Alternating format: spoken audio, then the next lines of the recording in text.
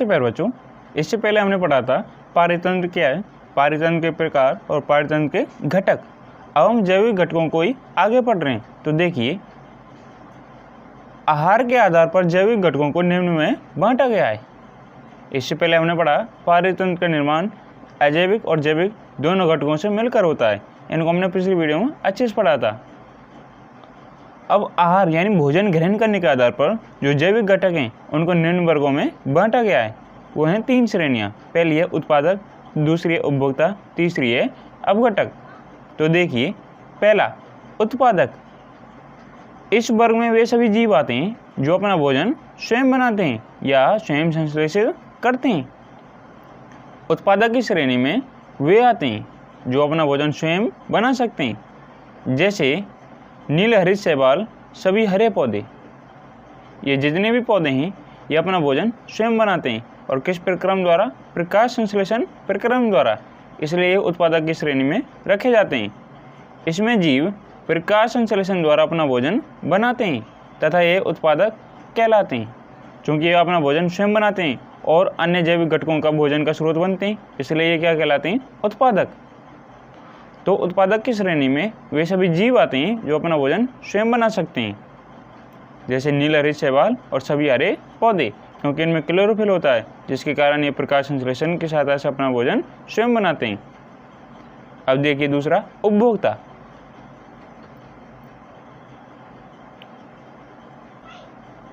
दूसरा है उपभोक्ता।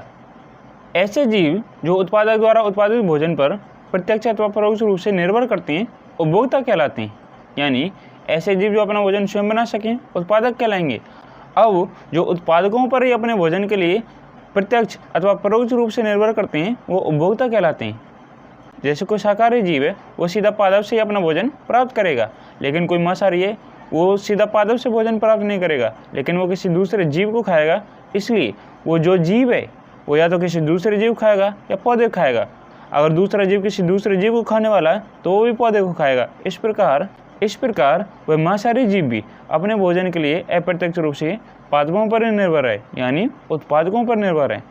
तो उपभोक्ता की श्रेणी में ऐसे जीव आते हैं जो उत्पादक द्वारा उत्पादित भोजन पर प्रत्यक्ष अथवा परोक्ष रूप से निर्भर करते हैं, और ये जीव क्या कहलाते हैं? उपभोक्ता। उपभोक्ताओं को निम्न वर्गों में बांटा गया है। इनको भी भोजन ग्रहण करने के आधार पर निम्न वर्गों में बांटा गया है, जैसा शाकाहारी, मांसाहारी, सर्वाहारी, परजीवी। तो देखिए, पहला है शाकाहारी। शाकाहारी को देखिए, नाम से पता चल रहा है शाक प्लस आहारी। शाक यानी शाक सब्जियों का, आहारी यानी आहार करने वाला। यानी ऐसे जीव जो केवल पादप एवं पादप उत्पाद खाते हैं शाकाहारी जीव कहलाते हैं। यानी शाकाहारी की श्रेणी में उन जीवों को रखेंगे जो या तो पौधों से अपना भोजन प्राप्त करते हैं, सीधा पादप खाते हैं, या पौधों से प्राप्त कोई उत्पाद है उसे खाते हैं। इसके अलावा अन्य मांस या अन्य जंतुओं को नहीं खाते हैं। उन्हें किसकी श्रेणी में रखा जाएगा? शाकाहारी की में। जैसे गाय, भैंस, बकरी, हिरण, खरगोश, गिलहरी, चूहा आदि। इसके अलावा अन्य उदाहरण भी हैं। ये सब किसके उदाहरण हैं? शाकाहारी के। गाय, भैंस, बकरी, हिरण, खरगोश, ये सब पादप या पादप उत्पादों को ही खाते हैं। दूसरा देखिए, मांसाहारी। ऐसे जीव जो केवल दूसरे जंतुओं को मारकर खाते हैं मांसाहारी जीव कहलाते हैं। यानी ऐसे जीव जो केवल मांस खाते हैं मांसाहारी कहलाते हैं। अगर आप मांसाहारी जीव के सामने साग सब्जियां रखेंगे, फल वगैरह रखेंगे, तो वह इन्हें नहीं खाएगा, क्योंकि वह केवल क्या खाएगा? मांस। जैसे इसके उदाहरण देखिए, शेर, चीता, भेड़िया, गीदड़, लोमड़ी। इसके अलावा अन्य भी मांसाहारी के उदाहरण हैं। शेर, चीता, ये क्या है? सब मांसाहारी। ये केवल मांस खाएंगे, दूसरे जंतुओं को मारकर खाएंगे। अगर आप इनके सामने फल रखें, सब्जियां रखें, तो ये उन्हें नहीं खाएंगे, क्योंकि ये क्या है? मांसाहारी।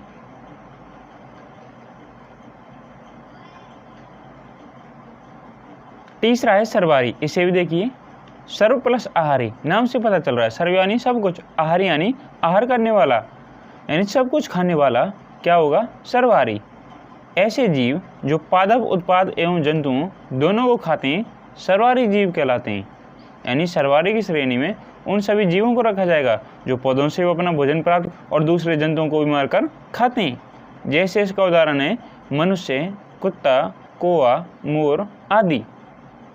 ये सभी क्या हैं? सर्वहारी हैं। कुत्ता मांस भी खाता है और पादप उत्पाद भी खाता है, जैसे रोटी भी खाता है। जैसे मोर है, ये अनाज भी खाता है, सांप आदि को भी खाता है, यानी ये मांस भी खाता है, तो ये क्या है? सर्वहारी। ऐसे ही मनुष्य, ये पादप उत्पाद भी खाता है और जंतुओं को भी खाता है, इसलिए क्या है? सर्वहारी। अब अगला देखिए, परजीवी। परजीवी नाम से पता चल रहा है, यानी दूसरों के ऊपर निर्भर रहने वाले जीव परजीवी कहलाएंगे। दूसरों के शरीर में रहने वाले एवं उनसे अपना भोजन ग्रहण करने वाले जीव परजीवी कहलाते हैं। यानी ऐसे जीव जो दूसरों के शरीर में रहते हैं और उन्हीं से अपना भोजन या पोषक तत्वों को ग्रहण करते हैं, क्या कहलाते हैं? परजीवी। जैसे अमरवेल, जूं एवं जोंक आदि। अमरवेल एक ऐसा पादप है जो अपना भोजन स्वयं नहीं बना सकता, जिस भी पादप पर लिपटा रहेगा उसी से अपना पोषक प्राप्त करेगा और उसे पोषकों से वंचित करता रहेगा। और जिस पादप पर लिपटा रहेगा वह कहलाएगा परपोषी, और जो लिपटा रहता है वह परजीवी। तो अमरवेल परजीवी है और जिस पादप से अपना पोषण प्राप्त करेगा वो परपोषी। ऐसे देखिए, जूं एवं जोंक ये भी क्या है? परजीवी। जूं जैसे मनुष्यों के सिर में रहती हैं, ये उसी से अपना पोषण प्राप्त करती हैं, तो जिसके शरीर में रहती हैं वो परपोषी कहलाएगा। और ये जो रहती हैं, जैसे जूं रहती है, इन्हें परजीवी कहेंगे। यानी परजीवी अपने भोजन या पोषक तत्वों के लिए दूसरे प्राणियों पर निर्भर रहते हैं एवं उन्हीं से अपना भोजन प्राप्त करते हैं। तो ये तो थी उपभोक्ताओं की श्रेणी। उपभोक्ताओं को हमने 4 वर्गों में बांटा है: शाकाहारी, मांसाहारी, सर्वहारी, परजीवी। अब देखिए तीसरा, अपघटक। जैविक घटकों का जो तीसरा वर्गीकरण है अपघटक। देखिए, अपघटक नाम से पता चल रहा है ये पदार्थों को क्या करेंगे? अपघटित करेंगे। इसके अंतर्गत वे निम्न स्तरीय जीव आते हैं जो जंतुओं तथा पौधों के मृत शरीर तथा उनके अंगों, उत्सर्जी पदार्थों पर क्रिया करके उनका अपघटन कर देते हैं। ये जीव अपघटक कहलाते हैं। यानी अपघटक में वे सभी जीव आएंगे जो सड़े गले पदार्थों को खाते हैं, यानी उनका विघटन करते हैं और उन्हें पचा जाते हैं। जैसे फफूंद, कवक, फंजाई। फंजाई कवक का ही दूसरा नाम है। जीवाणु, छत्रक या मशरूम, ये सब क्या हैं? अपघटक हैं। इन्हें मृत जीवी भी कहते हैं क्योंकि ये सड़े गले और मृत जीवों से अपना भोजन प्राप्त करते हैं। अगर कोई जीव मर गया है तो ये अपघटक उसे अपघटित कर देंगे और उससे अपना भोजन प्राप्त करेंगे।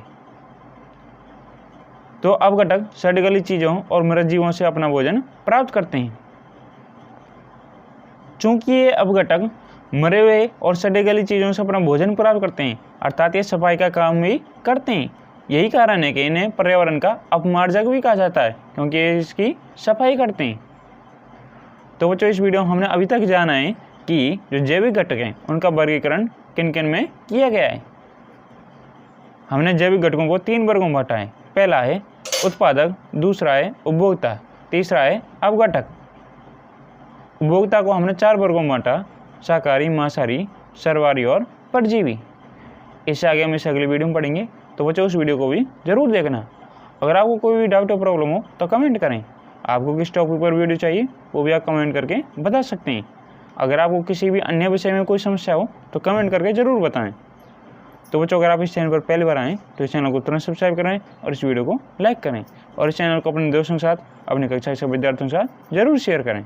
तो बच्चों, मिलते हैं इस अगली वीडियो में। जय हिंद, जय भारत।